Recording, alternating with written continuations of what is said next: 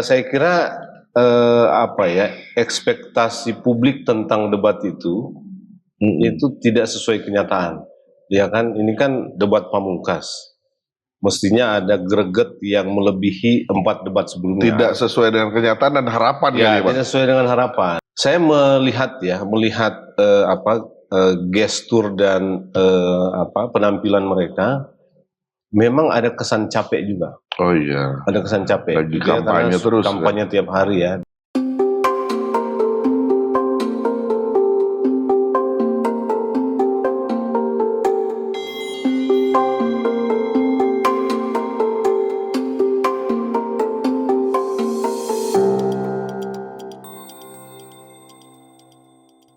Oke, assalamualaikum warahmatullahi wabarakatuh. Apa kabar Sobat Forum? Kembali lagi kita dalam program Forum Ngobdar, ngobrol politik bersama Darwin. Tentu saja kita semua Sobat Forum dimanapun Anda berada menyaksikan debat Capres kemarin beberapa hari yang lalu, yang merupakan putaran terakhir dari debat Capres yang diselenggarakan oleh KPU RI. Nah, pada edisi kali ini, Forum Ngobdar sengaja menghadirkan seorang narasumber senior kami untuk membahas terkait bagaimana jalannya debat Capres kemarin. Nah, di tengah-tengah kita sudah hadir Abangda Jerry Sumampau. Apa kabar, Bang? Baik. Terima kasih banyak udah mau hadir ya, di tengah-tengah kami. Sudah mengajak Ngobdar ya. Menjelang 14 kami tahu Abang pasti sibuk banget kan. Nah, beliau merupakan aktivis sekaligus pengamat politik dan kita juga sering melihat beliau di layar kaca, aktivitas beliau di dunia perpolitikan dalam negeri juga udah nggak asing lagi. Kita langsung aja ngobrol-ngobrol sama Bang Jerry. Ya. Bang, kemarin nonton pasti ya Bang? Oh iya. Iya kan? Wajib dong. Debat terakhir itu, debat pamungkas. Iya, karena gitu kalau ditanya-tanya wartawan kita nggak bisa ngomong apa-apa kalau nggak nonton itu. Jadi 5 kali debat itu saya nonton semua. Enggak, itu akhir. Udah nggak boleh terlewat itu. Pasti. Udah kayak sinetron itu kan. Bang, gimana Bang? Kacamata Abang melihat debat putaran terakhir kemarin. Iya. Itu seperti apa sih jalannya debat itu menurut Abang? Iya, saya kira ekspektasi publik tentang debat itu tidak sesuai kenyataan. Ya kan, ini kan debat pamungkas. Mestinya ada greget yang melebihi 4 debat sebelumnya. Tidak sesuai dengan kenyataan dan harapan ya, tidak sesuai dengan harapan. Jadi orang berharap ini jadi semacam sesuatu yang menstimulir orang untuk lebih semangat dalam pemilu dan pendalaman visi misi oleh masing-masing kepada masing-masing itu menjadi lebih kuat ya, meskipun temanya berbeda gitu. Nah, menurut saya kita nggak dapat itu, Jadi kesan saya ya, Bung Darwin, pasangan calon, semua pasangan calon itu semacam menjaga posisi ya, main aman. Mungkin juga takut blunder ya, sehingga menjaga posisi menjelang hari H, karena kemarin itu kan tinggal 10 hari sebelum hari H. Iya. Gitu. Jadi memang sudah sangat dekat. Cenderung lebih hati-hati kali ya Bang ya, mungkin ya. Saya kira ya, cenderung lebih hati-hati, dan saya melihat gestur dan penampilan mereka, memang ada kesan capek juga. Oh iya. Ada kesan capek. Lagi kampanye terus. Kampanye tiap hari ya, dan jadi energi itu tersita untuk itu.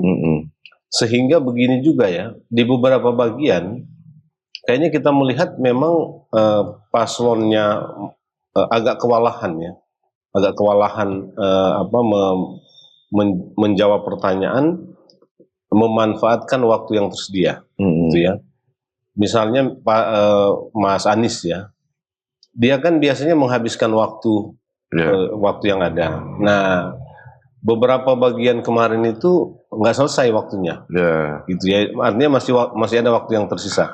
Beda dengan 2 sebelumnya. Begitu juga kalau Prabowo memang kecenderungannya sejak dulu itu tidak pernah habis waktunya ya. Ganjar juga begitu. Bahkan Ganjar mungkin karena apa ya? Karena begitu panjang menjelaskan sesuatu, tidak lagi mungkin fokusnya agak terganggu dengan kelelahan fisik ya, sehingga sering lewat. Ya ini apa ya? Ini agak teknis gitu, tapi menurut saya yang begini memperlihatkan ada pola yang sedikit berbeda, mungkin diakibatkan oleh situasi fisik gitu ya, atau itu tadi sedang memilih kata-kata yang pas supaya tidak menimbulkan efek ya, karena ini sudah dekat ke hari H. Kalau saya kesannya begitu, secara umum ya, secara umum. Nah dari 3 ini kandidat, kalau menurut Abang, kira-kira nih menurut kacamata Abang, yang dominan di debat kemarin yang mana nih Bang? Yang dominan dalam pengertian Mungkin penguasaan materi gitu ya. Nah itu juga apa masalahnya ya? Tidak semua, menurut saya ya, ada dan ini hampir terjadi di semua paslon. Apalagi paslon nomor 1, nomor 2, nomor 1, nomor 3 sih sedikit. Karena gini, kadang-kadang tidak menjawab secara secara lebih detail pertanyaan yang ditanyakan, cenderung mutar-mutar gitu ya. Dan jawaban-jawabannya cenderung normatif semua, bahkan cenderung mengulang-ulang ya di beberapa untuk 1 atau 2 pasangan calon ya. Kalau saya kesannya begitu. Misalnya pertanyaan tentang kebudayaan ya, atau tentang teknologi. Sebetulnya kan yang ditanyakan sesuatu yang lebih konkret ya. Misalnya soal teknologi yang saya ingat betul, ada import smartphone kita, katanya kan sampai 30 triliun. Sementara ini pertanyaannya, investasi untuk buat pabrik smartphone itu hanya sekitar 1 triliun. Gitu ya. Jadi ada banyak uang ya. Nah, tetapi tidak ada terobosan gagasan bagaimana gitu ya. Apakah kalau kita bikin sendiri mampu nggak gitu ya? Itu alternatifnya. Tapi itu bisa jadi juga tidak jadi program prioritas paslon ya, karena kan 5 tahun ini memang nggak semua hal bisa dikerjakan, hanya beberapa hal. Atau contoh yang lain tentang kebudayaan. Pertanyaan tentang kebudayaan itu menurut saya juga paslon itu terlalu umum, gitu ya, terlalu umum gitu ya, sehingga kita nggak tahu persis apa yang mau dia lakukan, gitu ya. Karena kalau umum begitu, semua yang mau jadi presiden ya pasti begitu, gitu. Jadi umum begitu, nanti setelah dia terpilih baru bisa dia breakdown secara teknis, kan gitu ya. Tapi kan mestinya tidak itu yang kita harapkan, harus ada terobosan gitu ya. Kan pertanyaannya itu berkaitan dengan bagaimana supaya kebudayaan Indonesia ini eksis di kancah internasional di tengah gempuran budaya-budaya asing. Baik dia eksis di negara kita secara internal, atau dia juga eksis di dunia internasional. Nah itu kalau saya menangkap inti pertanyaannya itu, tapi jawabannya itu terlalu normatif ya, sehingga kita nggak dapat apa sebetulnya persisnya yang mau dilakukan oleh masing-masing pasangan calon. Ya, mungkin karena itu tadi di awal Bang ya, cenderung lebih hati-hati ya, karena masing-masing cenderung hati-hati, takut blunder gitu ya. Saya kira iya, mungkin takut blunder ya, dan takut menimbulkan sesuatu yang kan kita nggak bisa duga ya. Kalau dia blunder itu bisa juga. Jadi kan gini, dalam wacana pemilu kita ini, kadang-kadang sesuatu yang positif bagi dia itu bisa jadi blunder, gitu ya, karena politisasi wacana di publik itu lalu bisa menjadi negatif. Jadi mungkin itu yang sedang dijaga oleh paslon ya, kalau saya lihat ya, sehingga nggak begitu sesuai dengan harapan kita ya, karena promosi kan menggebu-gebu kan, ini debat pamungkas gitu ya, jadi kita artinya penonton terakhir menjelang 14 Februari iya, kan? Iya. Jadi di mata Abang, menurut kacamata Abang, dari 3 itu yang menguasai panggung debat kemarin siapa kira-kira Bang? Iya, saya kira kalau lihat ya, yang leading itu ya Anies dan Ganjar ya. Kalau Prabowo memang apa ya, dia menurut saya ya, kita harus mengatakan dalam banyak hal dia nggak menguasai tema-tema yang yang dimunculkan atau yang menjadi tema percakapan debat ya. Anies dan Ganjar itu jauh lebih menguasai, meskipun juga tidak semua dia bisa konkret ya. Misalnya Ganjar juga seringkali menjelaskan sesuatu berdasarkan temuan atau berdasarkan serapan-serapan mereka ketika melakukan kampanye di lapangan, bercakap-cakap dengan masyarakat. Tapi apa persisnya yang mau dilakukan itu juga nggak begitu jelas ya itu. Pertanyaan-pertanyaan misalnya juga tentang disabilitas ya, kelompok-kelompok rentan. Menurut saya itu tidak begitu konkret, apalagi untuk Anies cenderung normatif menurut saya. Prabowo itu menurut saya nggak paham. Ya. Nah, Ganjar itu lebih teknis sedikit ya, tapi sebetulnya masih terlalu umum jawabannya soal disabilitas ya. Ada juga pertanyaan soal stunting gitu ya, yang Ganjar itu pertanyaan Ganjar ke Prabowo ya, yang menurut saya agak kurang pas itu jawaban Prabowo, karena stunting itu kan bukan persoalan di anaknya, itu persoalan di ibunya, gitu ya. Jadi treatmentnya itu harus sejak sebelum orang itu hamil, gitu ya, selama proses kehamilan, gitu ya, karena ketika lahir itu sudah terjadi, gitu ya. Sudah terjadi stunting. Stunting itu di dalam proses ibunya kan gitu ya. Jadi ibunya harus sehat dulu, baru dia melahirkan anak yang sehat. Misalnya yang begitu-begitu Prabowo tidak tepat sebetulnya. Anies dan Ganjar memang tepat untuk isu seperti itu. Itu yang tadi saya bilang.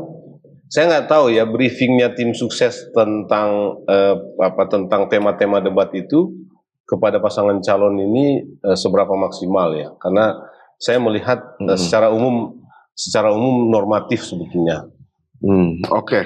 Bang, salah satu tema kemarin itu kan tentang pendidikan ya. Betul. Pendidikan. Salah satu calon itu ada yang mantan Menteri Pendidikan, kita sama-sama tahu gitu. Abang bagaimana melihat performa salah satu calon yang merupakan mantan Menteri Pendidikan itu, Bang? Iya, kalau saya kira dia cukup menguasai itu ya, karena dia mantan Menteri Pendidikan. Cuma gini, salah satu yang didorong itu kan sebetulnya adalah kesejahteraan gurunya, gitu ya. Kalau kita lihat Anies itu bicara soal kesejahteraan guru ya. Kalau tema pendidikan memang Anies dan Ganjar itu berimbang menurut saya, karena artinya solusi-solusi yang ditawarkan itu relatif lebih konkret ya. Cuma kan begini. Ada anggaran 20% pendidikan. Jadi sebetulnya semua bicara soal polisi tentang pendidikan ini sebetulnya sudah oke ya, secara umum dilakukan oleh pemerintah saat ini. Cuma dia butuh penekanan gitu ya, untuk pemanfaatan 20% dana pendidikan itu supaya lebih efektif. Kan di situ sebetulnya problem yang sedang mereka sorot. Sebetulnya 20% dana pendidikan sesuai dengan APBN itu relatif cukup untuk mendorong pendidikan kita itu lebih baik ya. Nah, di situ saya kira terobosannya mereka ada yang ya bagaimana kesejahteraan guru diperhatikan gitu ya. Kemudian bagaimana kalau Anies mengatakan kan soal desainnya ini yang harus kita pikirkan ya. Tapi ya itu nggak begitu mudah juga karena dia dulu pernah jadi Menteri Pendidikan gitu ya. Tapi mungkin juga saya nggak tahu apakah dulu dia sudah berpikir seperti itu, lalu kemudian melaksanakannya itu agak ada problem. Kan semestinya itu yang diceritakan. Saya dulu punya gagasan begini, tapi implementasinya nggak mungkin, kenapa gitu ya? Apakah karena memang kualitas guru kita ini kan susah-susah gampang ya. Sudah ada 20% pendidikan dana pendidikan, tapi kita nggak bisa meningkatkan kualitas guru kita misalnya atau pengajar ya. Gitu. Nah berikutnya. Kira-kira tadi di awal kita sepakat nih, nggak sesuai harapan gitu ya. Nah, bahasan di debat kemarin itu menurut pandangan abang udah sesuai nggak sih dengan fenomena kita di lapangan gitu? Seperti ada terkesan ada yang apa ya tadi abang bilang nggak sesuai harapan, nggak sesuai ekspektasi gitu ya, cenderung main aman gitu ya. Itu gimana bang, abang melihatnya? Iya, memang ada data-data lapangan diangkat, gitu ya, seperti persoalan pendidikan, Soal persoalan gagal ginjal juga tuh sempat disinggung bang ya? Iya, soal gagal ginjal, Anak ya, tuh. soal anak ya, yang, nah itu juga agak sedikit Iya, apa ya. iya. Nah tapi kan gini, soal-soal seperti itu kan mestinya diangkat, lalu mereka berpikir tentang apa solusinya. Memang nggak begitu mudah ya, nggak begitu mudah ngurus negara sebesar ini ya. Mungkin gara-gara itu semua main aman dan main normatif, dengan harapan yaitu tadi ketika dia terpilih, dia baru breakdown ini apa gitu. Kan problem di debat kita di situ. Kalau saya melihat ya, sebetulnya tidak ada apa namanya perbedaan yang cukup menyolok dari ketiga paslon ini tentang semua isu yang dibicarakan.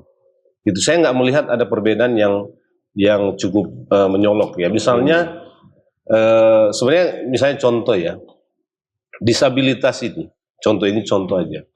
Ini kan problem klasik nih. Mereka nggak mendapat ya semua bicara tentang negara harus hadir ya. Itu apa idenya kan sama itu, meskipun cara membahasakannya berbeda. Negara harus hadir, tapi bagaimana negara hadir terhadap disabilitas dengan seluruh problematikanya itu tidak muncul. Misalnya kita ambil contoh beberapa negara, ada pajak khusus untuk disabilitas, gitu. Jadi memang ini kan bagian dari policy untuk membuat pembedaan sebetulnya, membuat distingsi tentang apa kebijakan dan policy. Nah, yang begini-begini nggak muncul, berani nggak sih gitu ya? Kan sekarang selalu problem kalau kelompok disabilitas itu, dia alokasi dana negara cenderung kurang, berapa persen dari total anggaran kita, gitu ya? Bahkan sering dicari-cari aja mana yang untuk mereka. Nah, artinya kalau dia muncul dengan gagasan, kita akan buat pajak misalnya khusus untuk disabilitas. Jadi penerimaan pajak itu memang dialokasikan untuk itu. Jadi dari situ itu bisa dipikirkan banyak hal untuk memfasilitasi kelompok disabilitas itu biar dia setara dan sederajat dengan masyarakat yang lain. Misalnya gitu ya. Yang begini-begini yang kita harapkan. Atau sebetulnya gini, soal pendidikan lagi ya, Bung Darwin ya. Gagasan liberalisasi pendidikan itu kan sempat disinggung itu. Sebenarnya itu sebagai sesuatu yang bisa didalami ya. Karena kan kita ini melakukan itu, kalau nggak salah dibicarakan Anies juga sama Ganjar ya. Kita ini bicara tentang liberalisasi pendidikan, itu kan berarti kita makin terbuka kan. Tapi kita nggak sanggup bersaing sebetulnya dengan pendidikan luar, sehingga kita selalu kalah, gitu. Kita selalu kalah. Anies juga menyinggung soal berkaitan dengan pendidikan ini ya. Apa yang dia singgung berkaitan dengan liberalisasi pendidikan ini ya, berkaitan dengan kita ini harus mengangkat pendidikan kita bersaing dengan pendidikan luar, tetapi tidak boleh terlalu bebas. Saya kira ini gagasan yang menarik ya, karena faktanya kita memang nggak mampu bersaing, sehingga kita harus benahi dulu internal di tahapan tertentu, baru kita masuk ke sana.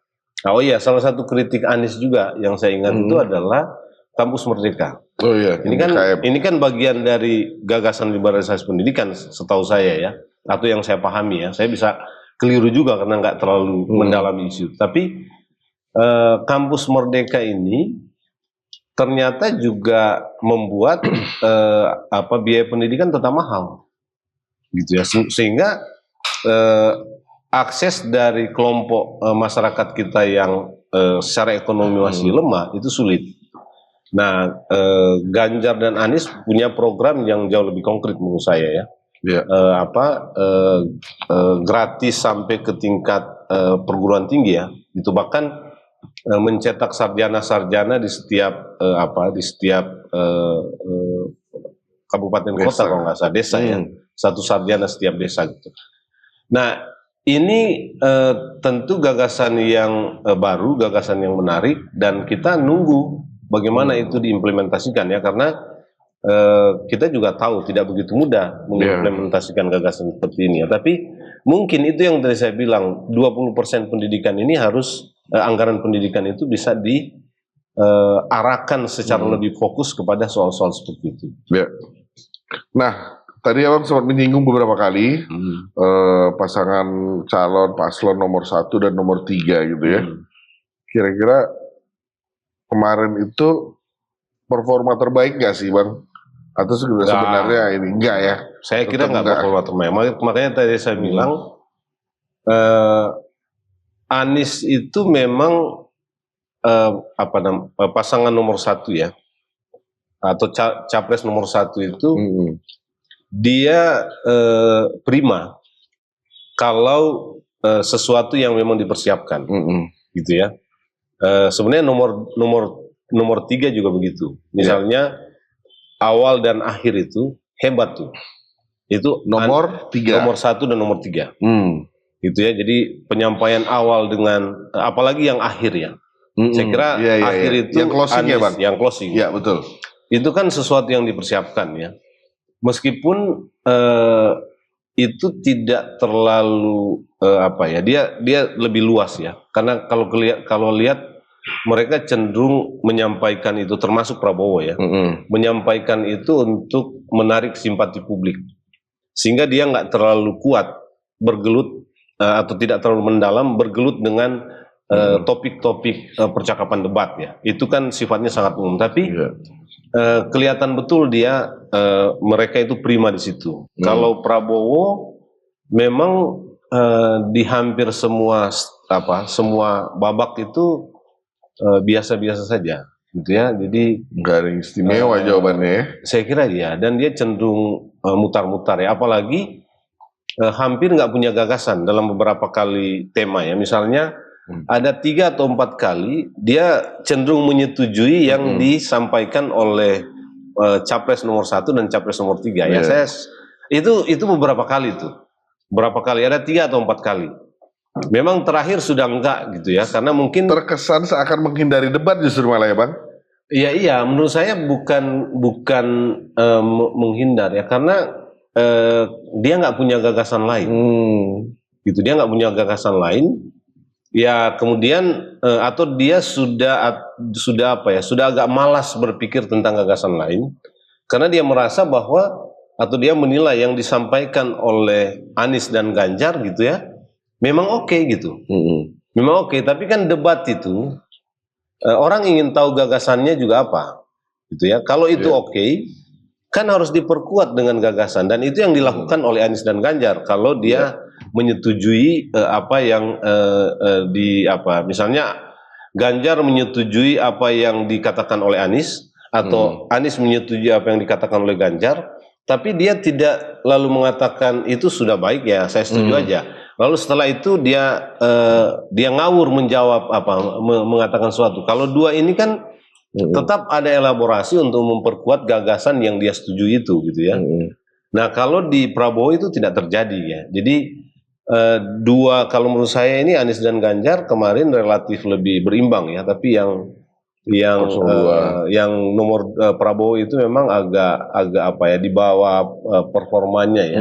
Karena itu tadi saya bilang, saya melihat kelelahan di 3 pasangan calon ini, gitu ya, sehingga tidak maksimal sebetulnya penampilan mereka untuk debat yang ketiga ini, gitu. Karena kan memang ini lagi putaran kampanye ya Bang. Kalau kita lihat di media sosial, Dan kampanye akbar, kampanye akbar tiga-tiganya terakhir. Ada yang ke luar Jakarta gitu ya, ke daerah-daerah gitu. Jadi ya fisik memang agak dan bisa pagi dia ada di sini, sore dia ada di sini gitu ya. Nah, Bang, kan kalau lihat suaranya Ganjar ya, Prabowo juga agak parau ya. Agak parau. Artinya sudah. Anies juga ya kelihatan sedikit berkurang apalah. Tapi wajar lah, memang secara fisik mereka ini ya. Nah, Bang, ini terkait yang ini apa yang terjadi di debat-debat sebelumnya. Kan ada kesan nih Ganjar dan Anies akan kerja sama gitu ya. Bahkan lebih parahnya lagi di internet, di media sosial kita, netizen menyebutnya dua paslon ini cenderung kayak kerja kelompok gitu, Bang. Abang melihatnya gimana nih, Bang? Ya memang itu terjadi. Semalam kan terjadi juga. Terjadi juga misalnya pertanyaan Ganjar ke Anies soal bansos. Dan itu apa pendapat Anda soal bansos? Nah, kita sudah tahu sebelumnya di media-media sosial atau media-media apa namanya itu? Media resmi lah ya, dalam tanda petik ya. Media mainstream. Itu kan sudah sering dikomentari gitu ya. Jadi Ganjar juga berkomentar tentang itu dan Mahfud gitu ya. Kemudian Anies dan Caimin juga berkomentar tentang itu. Cuma yang dapat kesempatan bertanya pertama itu kan Ganjar. Gitu ya. Jadi waktu kami nonton bareng dengan beberapa teman itu, ketika Ganjar bertanya itu, gitu ya, semua langsung bersorak. Ini kayaknya ada tektokan di antara mereka berdua. Ya kesan itu memang ada. Tapi begini, kesan bukan ya. Itu kan memang muncul karena fenomena dalam tahapan pemilu ini itu jadi sesuatu yang yang dilakukan masif ya, khususnya oleh presiden. Gitu ya. Kalau teman-teman anggaran itu menghitung bansos kali ini itu jauh lebih tinggi dibanding dengan, ada angkanya tapi saya lupa berapa ratus triliun tahun 2023 dan 2024 ini. Nah apalagi 2024 ini di tahapan awal sampai Maret itu sudah jauh lebih tinggi dari beberapa tahun sebelumnya. Ini hitungan teman-teman anggaran. Jadi memang masif ya. Jadi ya wajar saja pertanyaan itu ditanyakan, tapi kan kelihatannya jadi, atau reaksi publik juga menjadi seperti itu ya, karena itu jadi sedang jadi tema viral percakapan sekarang ini kan tentang bansos. Jadi ya kesan itu ada saja ya. Kalau kan gini, yang tadi Bung Darwin bilang kerja kelompok. Di proses debat sebelumnya. Kalau kita lihat debat 1-2 lah ya, yang lebih kelihatan. Memang kan paslon nomor 2 itu sendiri. Ya.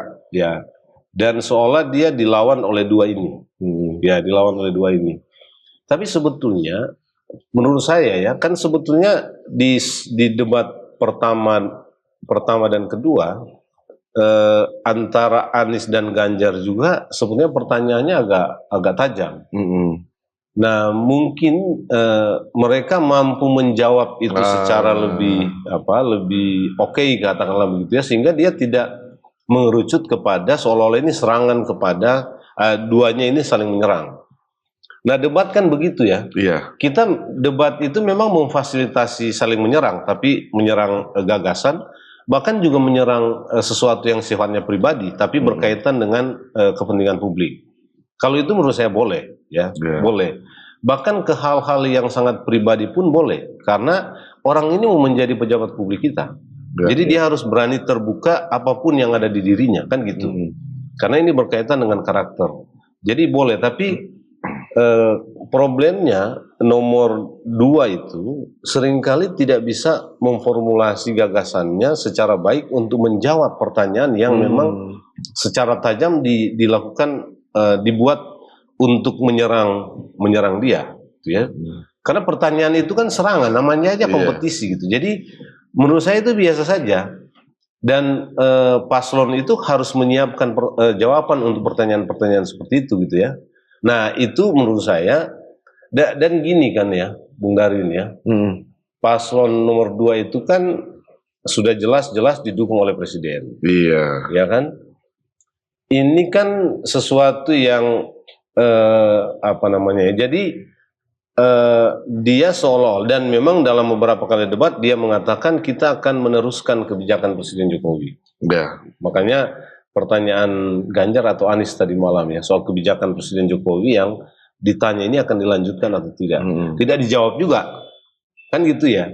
Jadi sebetulnya dua pasangan calon ini mau mendapatkan keuntungan dari itu menyerang. Jadi kan dalam tanda petik ya menyerang Prabowo itu kan sama dengan mempertanyakan kebijakan-kebijakan Presiden Jokowi, baik yang dulu atau bahkan yang sekarang yang aktual sekarang ini. Jadi memang posisinya begitu, gitu ya. Karena itu kalau ada kesan dua paslon ini tektokan untuk menyerang nomor 2. Saya kira itu memang nggak bisa dihindari, nggak bisa dihindari. Gitu. Tapi ya debat ya memang begitu. Menurut saya itu gini loh, kita pahami aja itu sebagai sesuatu yang biasa, gitu ya. Jangan juga terlalu berlebihan ya, gitu. Nah, kita kembali ke awal tadi Bang. Intinya kita sepakat tadi, jalannya debat ini nggak sesuai dengan harapan dan nggak sesuai dengan ekspektasi masyarakat gitu ya. Saya juga nonton kemarin gitu Bang. Cuma kan ini nggak bisa jadi alasan fisik yang lelah gitu ya. Betul. Karena kan kemarin itu temanya termasuk tema krusial Bang buat masyarakat, pendidikan, kesehatan gitu ya. Kesejahteraan sosial. Apa ya, Abang melihatnya seperti apa ini? Kenapa? Apakah memang semata-mata cenderung hati-hati, takut blunder atau main aman gitu? Itu satu ya. Tapi kesan saya yang lain itu memang paslon itu tidak terlalu mendalami isu ini. Bisa juga isu-isu yang tidak semua ya. Kalau pendidikan mungkin terelaborasi secara lebih baik dibanding dengan yang lain ya. Ya ini bisa jadi karena kampanye terus menerus sehingga tidak ada waktu untuk belajar katakanlah atau membaca ya, atau katakanlah tidak ada waktu untuk di briefing oleh timnya. Ya, sehingga itu tadi saya bilang di awal, orang seperti Anies saja yang ketat memanfaatkan waktu ya, itu di tema-tema tertentu waktunya nggak habis. Bahkan saya membaca ada sesuatu yang dilakukan untuk memperpanjang jawaban untuk menghabiskan waktu. Nah di samping itu Ganjar juga seringkali kelewat. Nah Anies juga beberapa kali. Kalau dulu kan tepat-tepat mereka. Gitu. Ganjar juga begitu. Maksudnya terlewat itu sebetulnya karena kekurangan pemahaman secara lebih detail tentang isu itu. Dia jadi cenderung umum gitu ya, general dan ya kalau general itu kan ya setelah kita katakan selesai dia, padahal masih ada waktu. Nah, ada masyarakat berasumsi gini Bang, kenapa debat kemarin itu cenderung jadi adem ayem gitu ya?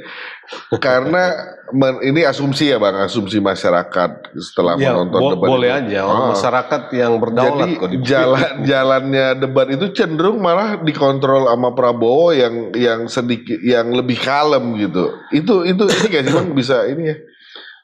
Itu saya kira Prabowo juga jaga posisi ya.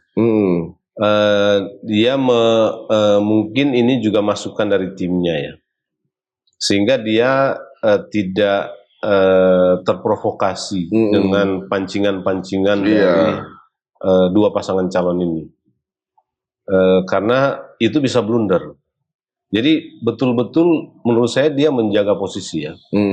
Nah kalau saya nggak tahu sejauh mana ini mendapatkan apresiasi positif dari dari masyarakat pemilih ya.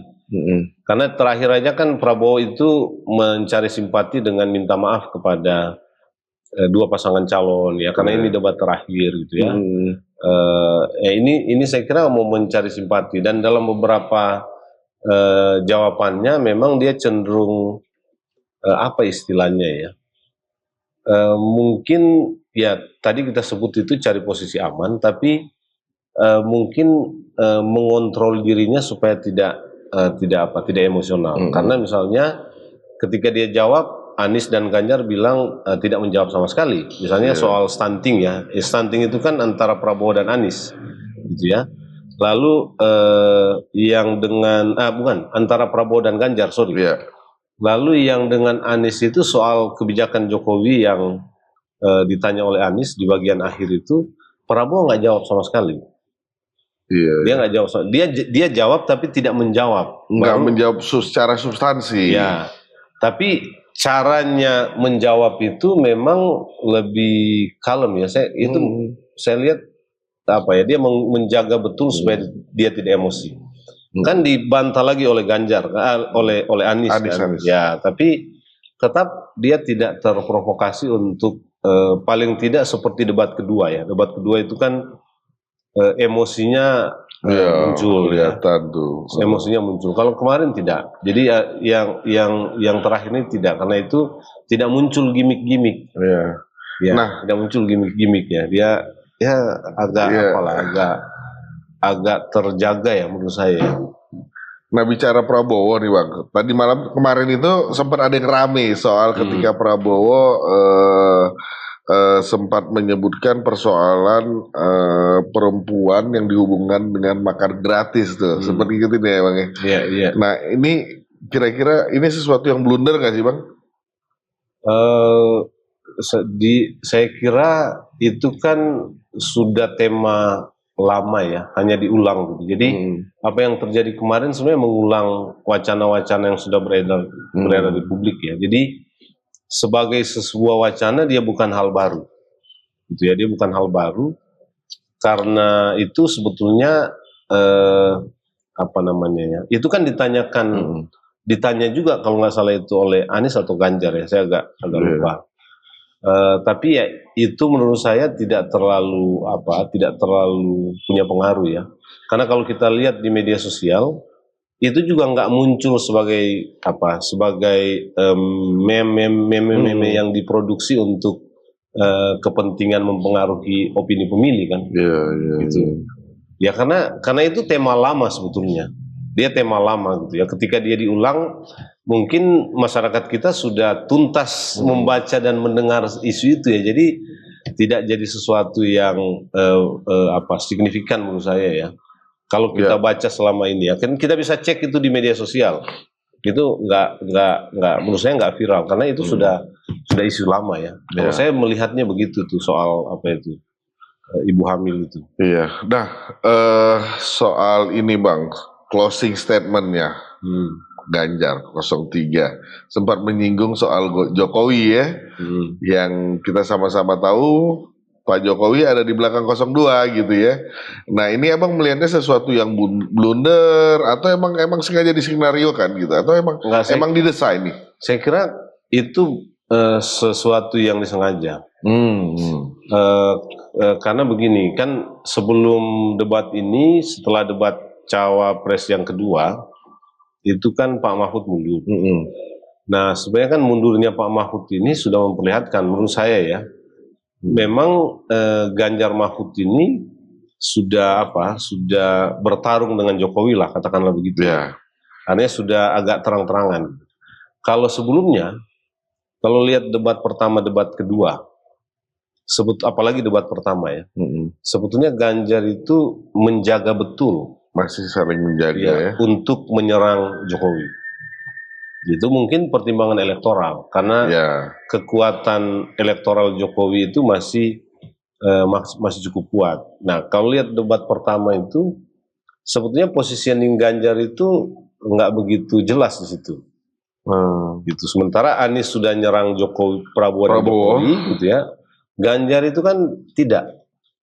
Gitu. Kalau lihat. Nah, kalau debat kedua sudah lebih jelas, dua-dua ini menyerang Prabowo dan menyerang Jokowi.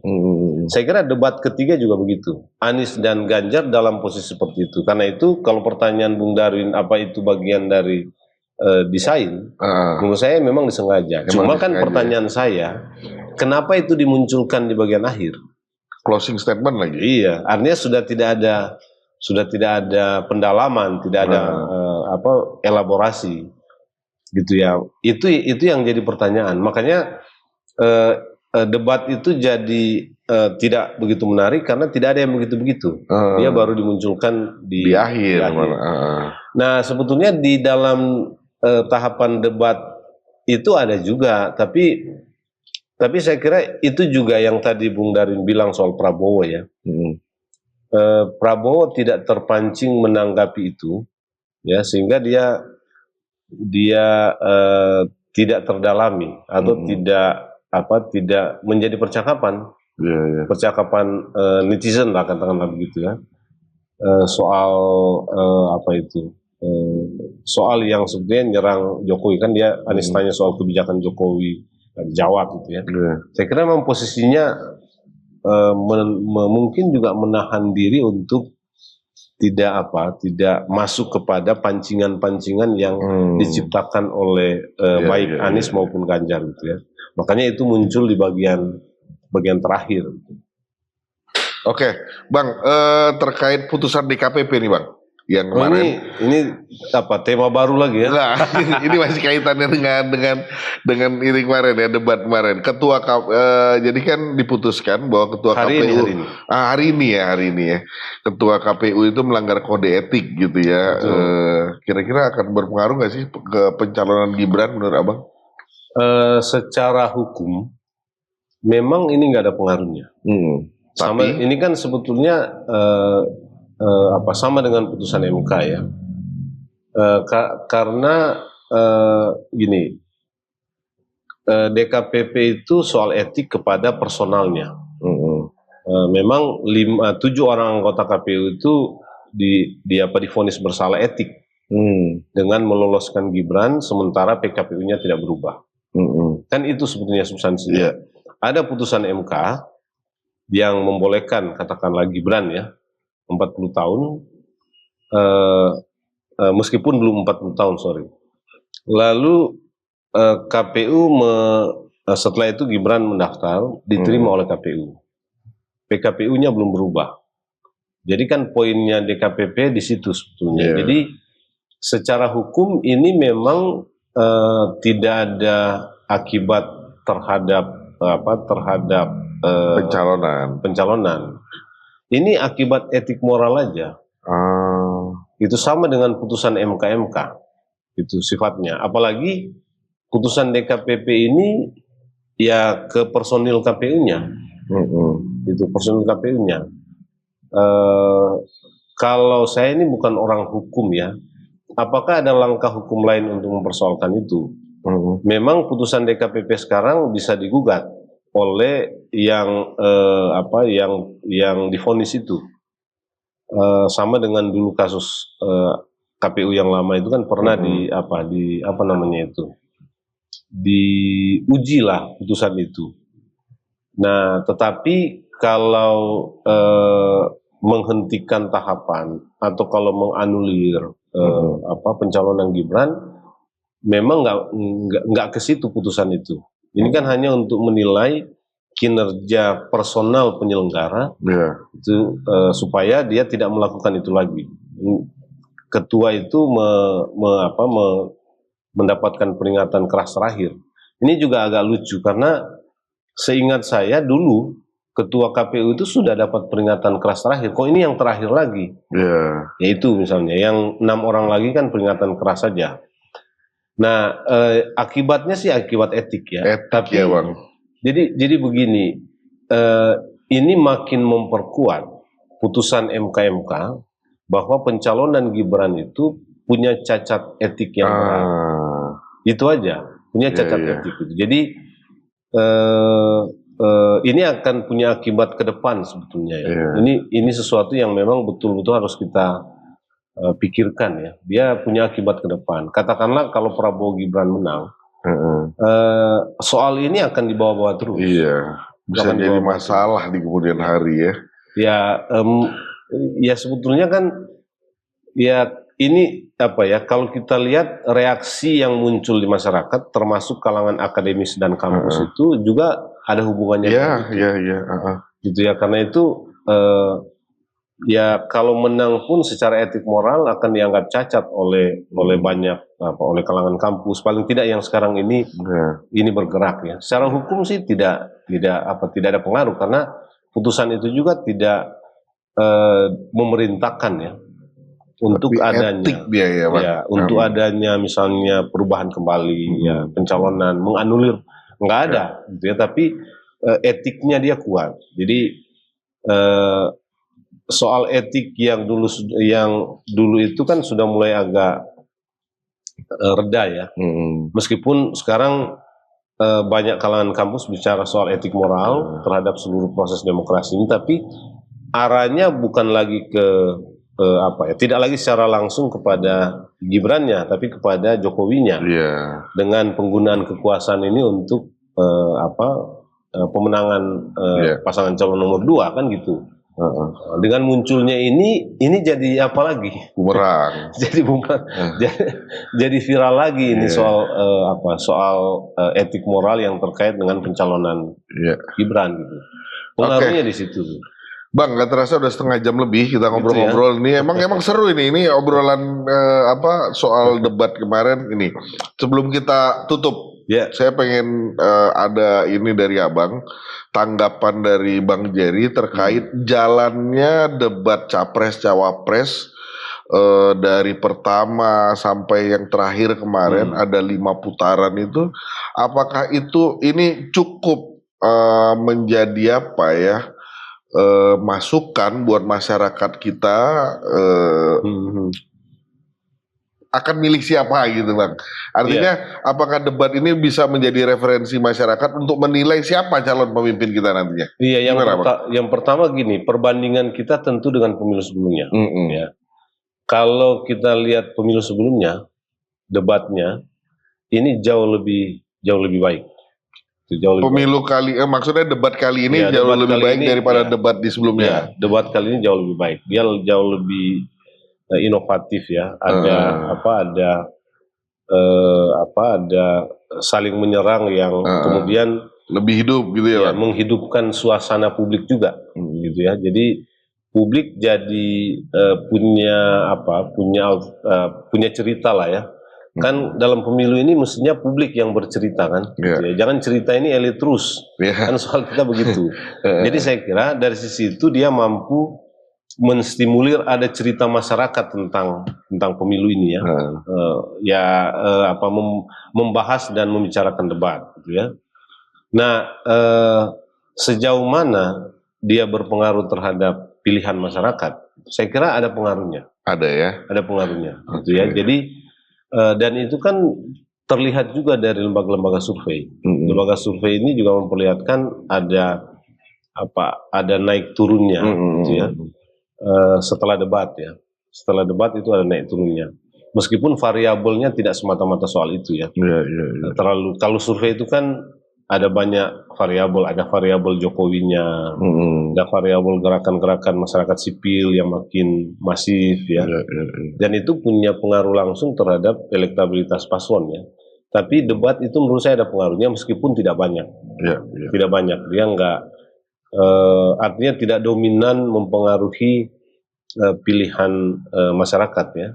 Yang terpengaruh kan kalangan-kalangan yang masih mau berpikir kritis dan waras untuk menimbang calon-calon ini berkaitan dengan kapasitas dan kemampuannya. Tapi ya itu dalam konteks pemilu kita itu sedikit kalangan yang begitu ya. Itu ada orang bercerita tentang itu tapi pilihannya tidak berubah. Ya. Itu memang fenomena pemilih kita itu banyak yang begitu gitu. Artinya pengaruh debat ini terhadap elektabilitas untuk masyarakat gitu ya, nggak terlalu besar pengaruhnya ya, Bang. Nggak terlalu besar. Ada pengaruhnya, tapi kan kita punya 200 juta orang, 270 juta lebih pemilih. Masyarakat jumlah penduduk 270-an. Tapi pemilih kita kan 204 juta. 204 juta itu banyak sekali lah. Kalau ada Ya mungkin yang terpengaruh hanya berapa 2-3% paling banyak itu. Oke. Nggak banyak menurut saya kalau kita lihat ya. Tapi gini Bung Erwin, ini artinya pola debat seperti ini sudah harus jadi semacam pola yang tetap ya 5 tahun kemudian gitu ya. Karena itu ini juga jadi semacam apa namanya ini? Edukasi politik. Ya edukasi politik saya kira terjadi meskipun kita masih harus memperkuatnya karena yang muncul sekarang ini kan masih polarisasi yang belum ada ujungnya. Nah, tapi sebagai sesuatu yang ini penting untuk pemilu berikutnya. Nah, yang mau saya katakan begini, kalau pola debat ini kita pertahankan, mungkin nanti bisa ditingkatkan kepada saling menyerang yang lebih tajam. Kita harus perbolehkan yang begitu-begitu. Nah, 5 tahun kemudian pasangan calon yang mau maju, dia harus mempersiapkan diri untuk debat seperti ini. Gitu. Jadi dia ya kapasitasnya harus mampu berdebat. Karena kalau nggak mampu berdebat itu ya repot gitu. kalau apa begini gitu. Iya. Gitu. Itu yang penting tuh. Bang, makasih banyak. Ini kita udah di 40 menit lebih ngobrol-ngobrol, seru sekali pasti Bang. Ini apalagi ini kan soal nasib bangsa ini ke depan kan ya. Betul. Sebelum kita tutup, kita nikmati kopi dulu Bang. Ini dari tadi mestinya tengah-tengah udah mulai dingin ya Bang ya.